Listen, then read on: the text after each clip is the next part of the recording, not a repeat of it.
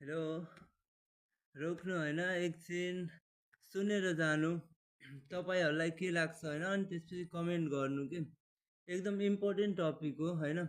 हाम्रो सोसाइटीमा होइन जहाँ पनि भनौँ न हाम मान्छेहरू के जो मान्छेले चाहिँ होइन जनावरहरू काट्छ होइन जनावरहरूलाई मारिदिन्छ होइन। जस्तै कुखुरा भयो, भैँसी भयो होइन, बाख्रा भयो, तिनीहरूलाई मारिदिन्छ होइन। अनि त्यो चाहिँ कल्चर हो भन्छन् के। अनि जो मान्छेले चाहिँ चुरोट खान्छ होइन, पान खान्छ अनि ल गाजा पनि खान्छ भनौँ के, अनि त्यसलाई चाहिँ नराम्रो भनिदिन्छ के।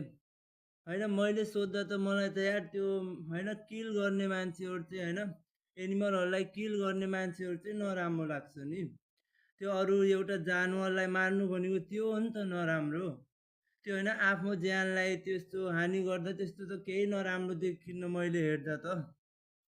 तर मान्छेहरू किन त्यस्तो मान्छेलाई चाहिँ ब्याड बनाइदिन्छन् के।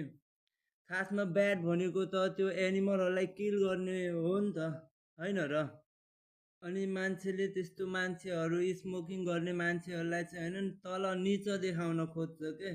तर खासमा निच भनेको त्यो मान्छेहरू हो नि त जसले चाहिँ एनिमलहरूलाई मारिरह आफूलाई खानको लागि के। त्यो मान्छेहरू हो नि त त्यो होइन एनिमललाई एउटा लिभिङ बिङ्सलाई मारिदिन्छ कि तिनीहरूले। खासमा ब्याड भनेको त तिनीहरू हो नि। अनि हाम्रो सोसाइटीले चाहिँ त्यस्तो चुरोट खानेहरूलाई चाहिँ ब्याड बनाइदिन्छ के। यो थिङ्किङ म के भन्न चाहन्छु भने आफ्नो सोचले चल्ने है सबजना। आफूलाई के नराम्रो लाग्छ त्यो हेर्ने के। त्यो होइन सोसाइटीले बनाएको माइन्डसेटले चाहिँ नचल्ने आफ्नो एउटा इन्डिपेन्डेन्ट माइन्ड बनाउने के हामी। त्यसरी सोच्ने है। अनि त्यो एनिमलहरूलाई पनि हार्म चाहिँ नगर्ने हो के।